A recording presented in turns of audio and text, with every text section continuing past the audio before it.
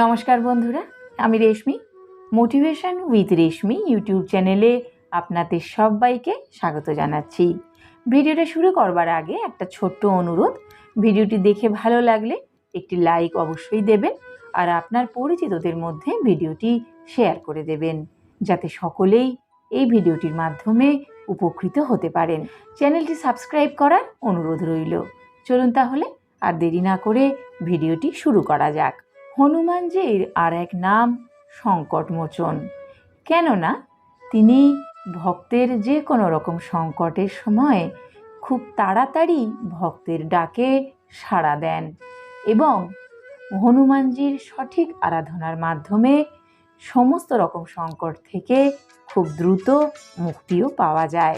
হিন্দু শাস্ত্রে ৩৩ কোটি দেবদেবীর উল্লেখ রয়েছে, আর এই প্রত্যেক দেবদেবীর আরাধনার জন্য একটি নির্দিষ্ট দিন বা তিথি রয়েছে।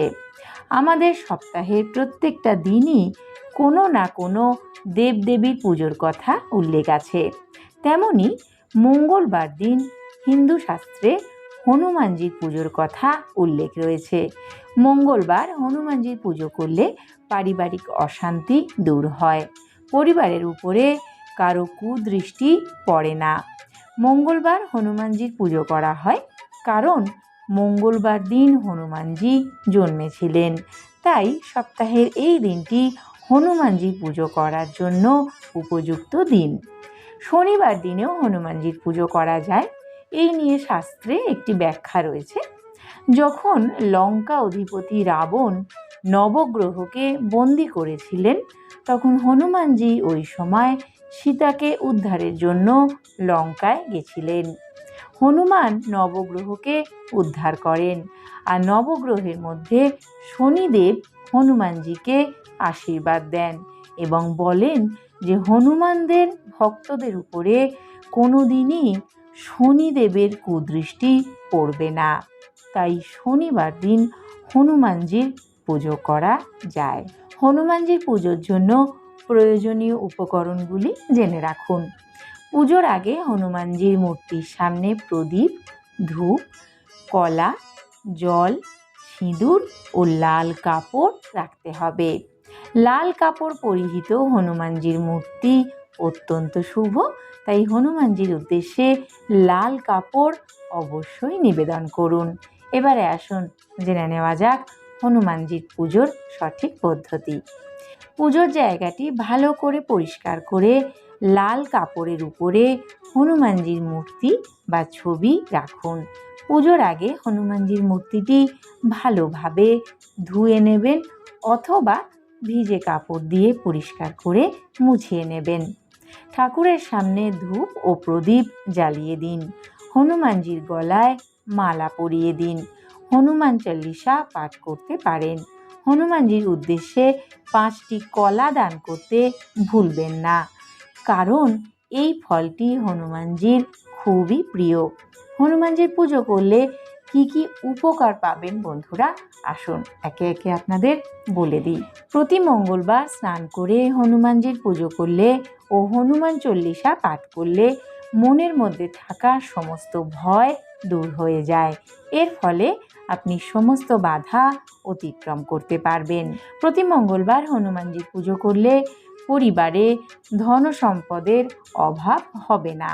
নিয়ম করে হনুমানজির পুজো করলে আপনার মনের সমস্ত ইচ্ছা পূরণ হয় এবং আপনি মনের মতো পেশার সঙ্গে যুক্ত হতে পারবেন। হনুমানজির পুজো করলে আপনার বুদ্ধির ধার বাড়বে, আপনি সহজেই সব কিছু জয় করতে পারবেন। প্রতিদিনই হনুমানজির পুজো করা খুবই শুভ, তবে মঙ্গলবার ও শনিবার দিন হনুমানজির পুজো অর্চনা করলে ভালো ফল পাওয়া যাবে। বজরংবলীর পুজো করলে আপনার বল, বুদ্ধি ও বিদ্যা অর্জন খুব দ্রুত এবং সহজেই হয়ে যাবে।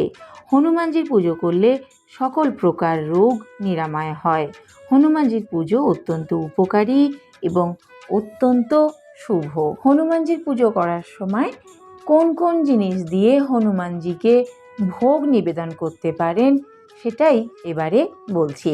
খাবারে যেমন সবাই বিভিন্ন রকম জিনিস পছন্দ করেন, তেমনি হনুমানজিও কিছু বিশেষ বিশেষ জিনিস খুবই পছন্দ করেন। সেগুলিকেই ভোগ হিসেবে নিবেদন করলে আপনি আপনার ইচ্ছা পূরণ করতে পারবেন সহজেই। জেনে নিন সংকটমোচন হনুমানজিকে কি কি ভোগ হিসেবে দেওয়া উচিত। পান।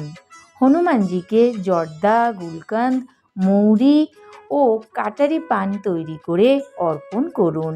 মনে রাখবেন সেই পানে চুন, তামাক অথবা সুপুরি যেন না থাকে। এই ভোগ নিবেদন করলে সব কাজে সফলতা পাওয়া যায়। গুড় ও ছোলার ভোগ। হনুমানজিকে গুড় ও ছোলার ভোগ দিলে মঙ্গল দোষ থেকে রেহাই পাওয়া যায়। যদি ভোগ নিবেদন করবার মতন কিছুই না থাকে তাহলে শুধু গুড় ও ছোলা দিয়েও হনুমানজিকে প্রসন্ন করা যায়। তাই প্রত্যেক মঙ্গলবার ও শনিবার গুড় ছোলা ভোগ দিলে আপনার জীবনের সব সমস্যা খুব সহজেই দূর হয়ে যাবে। কেশর ভাত। হনুমানজিকে কেশর ভাতের ভোগ দিতেই পারেন। কেউ যদি 5টি মঙ্গলবার হনুমানজিকে কেশর ভাত দিতে পারেন তাহলে তার জীবনের সব ধরনের সমস্যার সমাধান হয়ে যাবে। মিষ্টি রুটি। হনুমানজি মঙ্গলবার দিন মিষ্টি রুটি বা রুটি ভোগ হিসেবে খেতে পছন্দ করবেন। এটি বিশ্বাস করা হয় যে এইটি আপনি যদি ভোগ হিসেবে দিতে পারেন তাহলে আপনি আপনার কাঙ্ক্ষিত ফল লাভ করতে পারবেন। গমের আটার সঙ্গে গুড়, এলাচ, নারকেলের গুঁড়ো, ঘি ও দুধ ইত্যাদি মিশিয়ে রুটি তৈরি করুন। অনেক জায়গাতেই এই রুটি সেঁকা হয়, অন্যান্য জায়গায় এটি ভাজা হয় এবং পুরীর মতন বানিয়ে দেওয়া হয়। লাড্ডু। লাড্ডু হনুমানজির খুবই পছন্দের একটি খাবার। এটি নবগ্রহের শুভ প্রভাব আপনার জীবনে এনে দেয়। হনুমানজিকে বেসনের লাড্ডুও দেওয়া হয়, তবে বোঁদের লাড্ডু সমস্ত গ্রহকে নিয়ন্ত্রণ করতে পারে, যেখানে বেসনের লাড্ডু অর্পণ করা কয়েকটি গ্রহকেই নিয়ন্ত্রণ করে বলে মনে করা হয়। পঞ্চমেওয়া। হনুমানজিকে পঞ্চমেওয়ার ভোগও দিতে পারেন। কাজু, বাদাম, কিশমিশ সহ 5 রকম মেওয়া ভোগ হিসেবে দিলে হনুমানজি খুবই প্রসন্ন হন এবং ভক্তের ওপরে হনুমানজির কৃপা দৃষ্টি বজায় থাকে। জিলিপি। হনুমানজিও জিলিপি খেতে খুবই পছন্দ করেন। যদিও আপনি যে কোনো দিন হনুমানজিকে জিলিপি নিবেদন করতেই পারেন, তবে মঙ্গলবার এবং শনিবার নিবেদন করলে বেশি ভালো ফল পাওয়া যায়। বন্ধুরা, এই ছিল আমার আজকের ভিডিও। কেমন লাগলো কমেন্টে অবশ্যই জানাবেন, আর জয় বজরংবলী লিখতে কিন্তু একদম ভুলবেন না।